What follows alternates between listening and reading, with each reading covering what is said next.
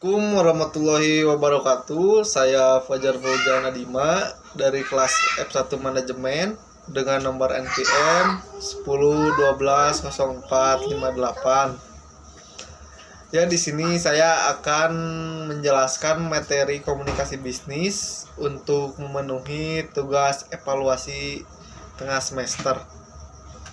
Ya, kita mulai saja.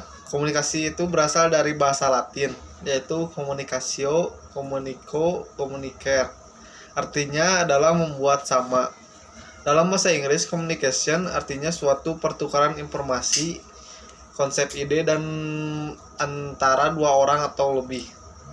Secara luas, pengertian komunikasi adalah proses saling menukarkan informasi antar individu maupun kelompok melalui sebuah sistem yang lazim, baik dengan sinyal, simbol, ataupun tindakan.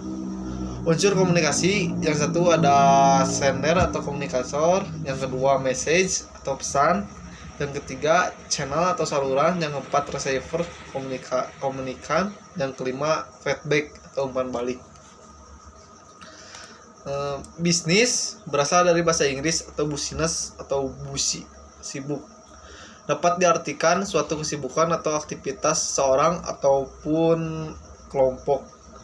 Bisnis artinya suatu aktivitas pekerjaan seorang atau kelompok yang mendatangkan penghasilan atau keuntungan nilai tambah. Komunikasi bisnis atau komunikasi antar pribadi merupakan bentuk komunikasi yang dilakukan oleh dua orang atau lebih dengan menggunakan bahasa yang mudah dipahami kedua belah pihak dan cenderung lebih fleksibel atau luas dan informal. Komunikasi lintas budaya merupakan bentuk komunikasi yang dilakukan antar dua orang atau lebih yang masing-masing memiliki budaya yang berbeda karena perbedaan geografis dan tempat tinggal. Bentuk dan dasar komunikasi. Pada dasarnya ada dua bentuk dasar komunikasi yang lazim digunakan dalam dunia bisnis, yaitu komunikasi verbal dan komunikasi nonverbal. Seperti yang dijelaskan di bawah ini, yang ke satu ada komunikasi verbal, merupakan salah satu bentuk komunikasi yang lazim digunakan dalam dunia bisnis untuk menyampaikan pesan pada pihak lain, baik secara tertulis maupun lisan. Contohnya membuat dan mengirim surat pengantar ke suatu perusahaan. Yang kedua, komunikasi nonverbal merupakan bentuk komunikasi yang dengan menggunakan gerakan-gerakan tubuh atau body language sebagai alat komunikasi. Contoh merenggutkan dahi atau menunjukkan sedang berpikir keras, menggelengkan kepala untuk menunjukkan tanda tidak setuju. Komunikasi nonverbal sangat penting, terutama dalam kaitannya dengan penyampaian perasaan dan emosi seseorang. Tujuan komunikasi nonverbal menurut Thiel dan Boff dalam Excellence in Business Communication yaitu memberikan informasi, mengatur alur suatu percakapan, mengekspresikan emosi, memberi sifat melengkapi, menentang atau mengembangkan pesan-pesan verbal, mengendalikan atau mempengaruhi orang lain, mempermudah tugas-tugas khusus. Selanjutnya, perencanaan. Dalam tahap ini ditentukan hal-hal yang mendasar dari suatu pesan yang akan dikomunikasikan secara rinci. Tahap perencanaan tersebut meliputi penentuan.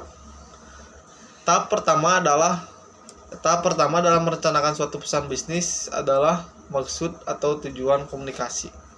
Sebelum untuk menyampaikan pesan-pesan kepada pihak lain, maka perlu lebih dahulu menjawab 3 pertanyaan penting, yaitu apakah tujuan tersebut realistis, apakah waktunya sudah tepat, dan apakah tujuan sudah dapat diterima organisasi tersebut.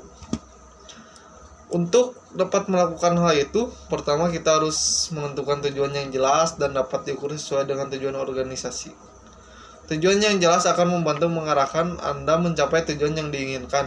Di samping itu, tujuan yang jelas bagi suatu organisasi akan membantu proses pengambilan keputusan yang mencakup antara lain keputusan untuk melanjutkan pesan. Sebelumnya menyampaikan pesan, kita harus menanyakan kepada diri sendiri apakah pesan yang akan disampaikan benar-benar diperlukan atau tidak. Terus untuk keputusan untuk menanggapi audiens perlu mempertimbangkan motif-motif untuk memutuskan bagaimana cara paling baik untuk menghadapinya. Keputusan untuk memutuskan isi pesan. Komunikator harus memasukkan informasi yang penting, yang relevan dengan tujuan yang telah ditetapkan karena memiliki tujuan yang jelas dapat membantu isi pesan.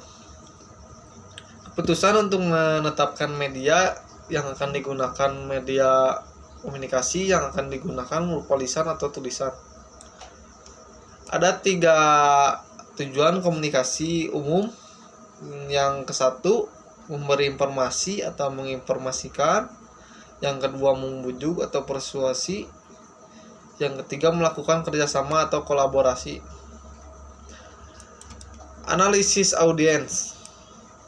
Analisis terhadap audiens yang sudah dikenal biasanya lebih mudah dilakukan tanpa harus melalui penelitian yang rumit.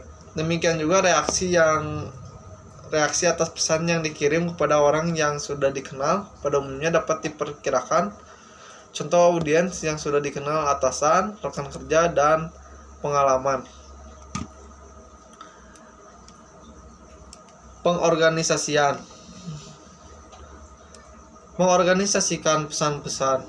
Dalam suatu organisasi, pesan-pesan yang disampaikan oleh para pemimpin kepada para bawahan terkadang tidak terorganisasi dengan baik. Hal ini menyebabkan pesan-pesan yang disampaikan tidak mengenal sasaran atau hasilnya sesuai dengan apa yang diinginkan. Hal-hal yang menyebabkan pesan-pesan terorganisir sebuah bertele-tele. Yang satu memasukkan bahan-bahan yang tidak relevan, yang kedua menyajikan ide-ide yang tidak logis, yang ketiga informasi penting kadang-kala tidak tercakup dalam pembahasan. Dengan mengatur ide-ide secara logistik, secara berurutan, dan tidak bertele-tele, ide yang disampaikan akan dapat memuaskan kebutuhan-kebutuhan informasi, motivasi, maupun praktis bagi audiens. Mengorganisasi pesan-pesan secara baik adalah suatu keharusan dan menjadi tantangan bagi komunikator. Hal yang perlu diperhatikan dalam mengorganisasi pesan-pesan yang baik sebagai berikut. Subjek dan tujuan harus jelas.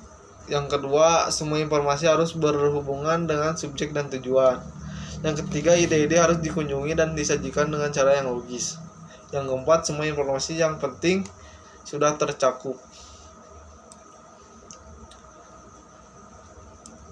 Setelah tahapan perencanaan, pengorganisasian, dan pembuatan pesan-pesan, langkah selanjutnya adalah melakukan perbaikan atau revisi.